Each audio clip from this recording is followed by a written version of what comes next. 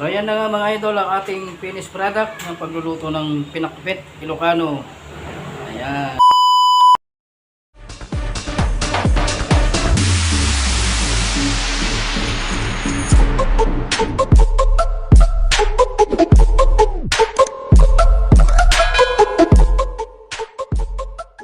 Hello guys, good evening sa inyong lahat. Welcome to my cooking tips. Putahing Pinoy, pagkaing Pinoy.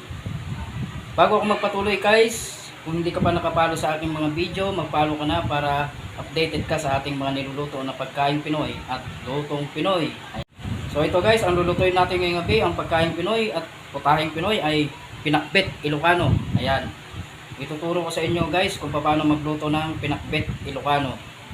Ito ang ating mga ingredients, papakita ko sa inyo. Meron tayo dito guys, kalabasa na slice na natin.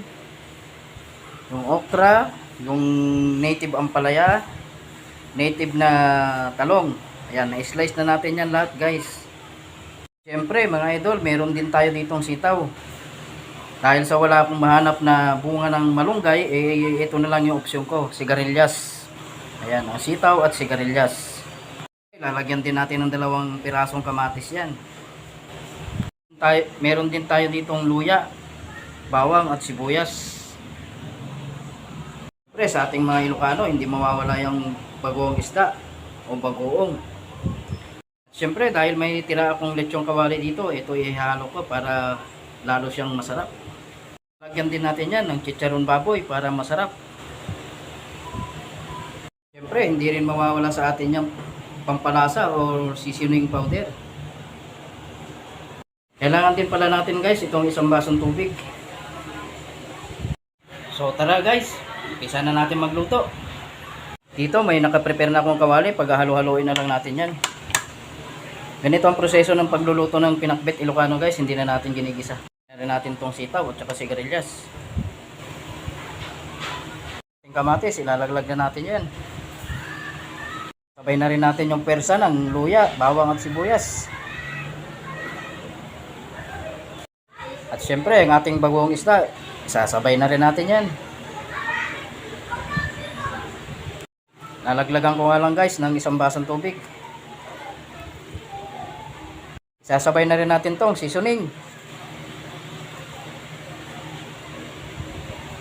Syempre, habang kumukulo, para manuot yung sarap, patong na natin tong lechong kawali. Papatakan ko rin to ng konting olive oil. Sasalang na natin guys.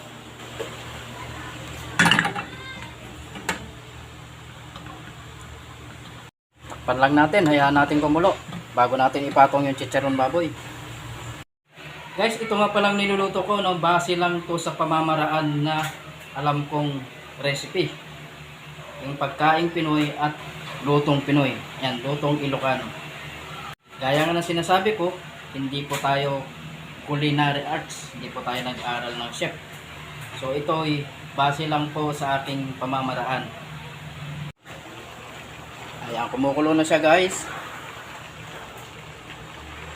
Biglang naubos ang aking gas sa silin, so buti na lang meron tayong pang emergency na electric stove guys. Haluin ko lang para yung ibang ginaluto maluluto sa ilalim.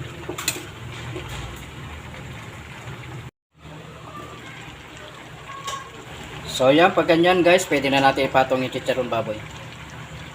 Bukan ko na siya ng chicharon baboy, pampadagdag, pampalasa. So yan, kung nakita nyo guys, kanina kunting bagong lang nilagay ko kasi yung chicharon baboy na itinapings natin medyo may asin.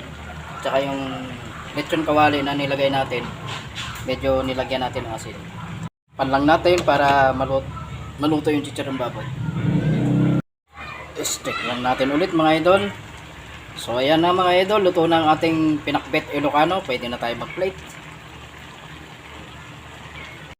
So ayan na nga mga idol ang ating finished product ng pagluluto ng pinakbet Ilocano. Ayan. Meron siyang lechong kawali at saka chicharon baboy. Yan ang version ko ng pagluluto ng pinakbet guys. Hindi na natin ginigisa yan. So yan na nga mga idol ang ating cooking tips ngayong gabi, ang pinakbet Ilocano. Ang putahing Pinoy, Pagkaing Pinoy. Follow mo ko sa Facebook para updated ka sa ating mga i-upload na cooking tips. Idol, kung nagustuhan mo ang ating video, pwede kang mag-comment, pwede kang mag-react. Share mo na rin para naman mapanood ng iba nating mga idol dyan.